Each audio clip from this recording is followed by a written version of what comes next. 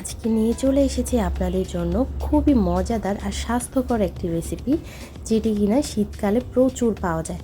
আর এই শীতকাল শেষ হয়ে যাওয়ার আগেই এই সিমের বিচি দিয়ে একটি রেসিপি তৈরি করে খেয়ে দেখেন, অসাধারণ লাগে খেতে।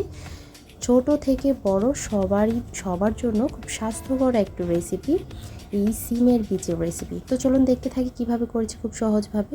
আসসালামু আলাইকুম, welcome back to my channel ফাওজিয়াসমম মানে সহজ রেসিপি। তো আমি এখানে আধা কেজি সিমের বীজই হালকা সেদ্ধ করে মানে হালকা ভাপ দিয়ে নিয়েছি। জাস্ট যখন একটু ফুটে উঠবে সেই সময় আমি চুলাটা বন্ধ করে নামিয়ে নিয়েছি, আর এই খোসাগুলো ছাড়িয়ে সুন্দর করে ধুয়ে নিয়েছি। এবার রান্না করতে চলে যাচ্ছি। তার জন্য একটি ফ্রাই প্যান বসিয়েছি আর তাতে কিছুটা সরষে তেল দিয়ে দিচ্ছি। তেলের পরিমাণটা আপনারা যেমন তরকারিতে খান ঠিক সেই পরিমাণেই দেবেন। এবার দিয়ে দিচ্ছি পেঁয়াজ কুচি, আর পেঁয়াজের পরিমাণটা একটু বেশি রাখছি। আমি এখানে 1/3 কাপ পরিমাণ পেঁয়াজ কুচি দিয়েছি। এবার পেঁয়াজটা যখন একটু নরম হয়ে এসেছে, আমি একদম ব্রাউন করছি না, যখন কিছুটা নরম হয়ে আসছে তখন দিয়ে দিচ্ছি এখানে রসুন বাটা দিয়ে দিয়েছি আমি এক টেবিল চামচ। এবার রসুন বাটাটাকে কিছুটা তেলে ভেজে নিচ্ছি এর কাঁচা গন্ধটা দূর হয়ে যাওয়ার জন্য। এবার দিয়ে দিচ্ছি কিছুটা পানি, আর পানি দিয়ে এবার আমি দিয়ে দিচ্ছি হলুদ গুঁড়া 1 চা চামচ, দিয়ে দিচ্ছি ধনিয়া গুঁড়া 1 চা চামচ, দিয়ে দিচ্ছি লাল মরিচের গুঁড়া 1 চা চামচ। আপনারা ঝালটা যেমন খাবেন সেই পরিমাণে দিয়ে নেবেন। আমি আধা কেজি সিমের বীজই রান্না করছি, দিয়ে দিয়েছি স্বাদ মতো লবণ। সেই অনুপাতে কিন্তু আমি মশলাগুলো অ্যাড করছি। এবার আরও কিছুটা পানি দিয়ে মশলাটাকে খুব ভালো করে কষিয়ে নিচ্ছি। এবার ছোট চিংড়ি দিয়ে আজকে তৈরি করছি, সেই ছোট চিংড়িটা দিয়ে দিচ্ছি, আর ছোট চিংড়িটা মশলার সঙ্গে খুব ভালো করে কষিয়ে নিচ্ছি। আর সিমের বিচিতে আসলে একটা অন্যরকম একটা স্মেল থাকে, যার জন্য হালকা একটু ভাপিয়ে নিলে স্মেলটা থাকে না। প্লাস এখানে রসুন বাটাটা বা আপনারা চাইলে আদা বাটাও অ্যাড করতে পারেন, এতে করে কিন্তু স্মেলটা চলে থাকবে না। দেখুন আমার মশলাটা খুব ভালো করে কষানো হয়ে গিয়েছে, উপরে তেল ভেসে উঠেছে। এই পর্যায়ে আমি সেই সিমের বিচিগুলো দিয়ে দিচ্ছি, আর সিমের বিচিগুলো দিয়ে আমি কিছুক্ষণ ভালো করে এই মশলাগুলোর সঙ্গে কষিয়ে নিচ্ছি।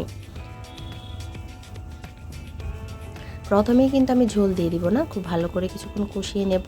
আমি আর একটু ঢাকা দিয়ে দিচ্ছি। কিছুক্ষণ পর ঢাকনাটা উঠিয়ে নিচ্ছি, আর উঠিয়ে নিয়ে নেড়ে চেড়ে একটু ভেজে নিচ্ছি।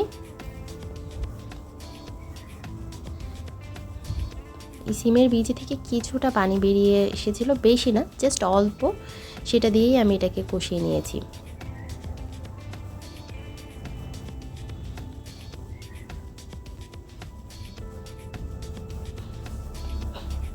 এবারে আমি এখানে পরিমাণ মতো ঝোল দিয়ে দিচ্ছি। সেই পরিমাণে ঝোলটা দিতে হবে যেন সিমের বিচিটা খুব ভালো করে সেদ্ধ হয়ে যায়, প্লাস এটাতে আপনারা ঠিক যেরকম গ্রেভি রাখবেন সেই পরিমাণে দেবেন। তো আমার এই ঝোলটা যখন ফুটে উঠেছে তখন আমি একটু নেড়ে চেড়ে মিশিয়ে দিচ্ছি, আর এখানে দিয়ে দিচ্ছি টমেটো কুচি। আর এই টমেটোটা কিন্তু এই সিমের বিচিতে অ্যাড করলে খুব ভালো লাগে। দিয়ে দিচ্ছি আস্ত কাঁচামরিচ, আপনারা চাইলে কাঁচামরিচ ফালি করেও দিতে পারেন। এবারে ঢাকা দিয়ে দিচ্ছি, একদম কুক হয়ে যাওয়া পর্যন্ত অপেক্ষা করছি। দেখুন আমার সিমের বিচিটা কিন্তু একদম রান্না করা হয়ে গিয়েছে। আমি এর থেকে বেশি শুকনো করব না, কারণ আমার সিমের বিচিগুলো খুব সুন্দর সেদ্ধ হয়ে গিয়েছে। এবারে আমি নামিয়ে নেব। আমি কিছুটা ঝোল ঝোল রাখছি, এতে করে খেতে খুব ভালো লাগবে। আপনারা চাইলে আরও কিছুটা ঝোল কমিয়ে নিতে পারেন। অসাধারণ একটু রেসিপি আপনাদের দেখিয়ে দিলাম, খুব অল্প সময়ে খুব কম মশলায়। তো দেখুন দেখতে কতটা দারুণ হয়েছে, আর খেতেও জাস্ট অসাধারণ ছিল। মাশাআল্লাহ, আলহামদুলিল্লাহ, খুবই দারুণ ছিল খেতে। আপনারা একবার ট্রাই করে দেখতে পারেন। আর যদি আমার এই রেসিপিটা আপনাদের কাছে ভালো লেগে থাকে, প্রতিবারের মতো লাইক কমেন্ট শেয়ার করতে ভুলবেন না। বেশি বেশি করে শেয়ার করে অন্যের উপকারে আসবেন। আর চ্যানেলটিকে সাবস্ক্রাইব করে চ্যানেলটির পাশে থাকবেন, পাশে থাকা বেল আইকনটি ক্লিক করে দেবেন, এতে করে নতুন নতুন রেসিপিগুলো আপলোড হওয়ার সাথে সাথে আপনারা নোটিফিকেশন পেয়ে যাবেন। দেখুন খুবই স্বাস্থ্যকর একটি রেসিপি দেখিয়ে দিলাম অল্প সময়ে। তো ধন্যবাদ সবাইকে এতক্ষণ আমার ভিডিওটা দেখার জন্য। ভালো থাকবেন সবাই, দেখা হবে নতুন কোনো রেসিপি নতুন কোনো ভিডিও নিয়ে। আমি আবারও চলে আসবো আপনাদের সামনে। আজ এই পর্যন্তই, আল্লাহ হাফেজ।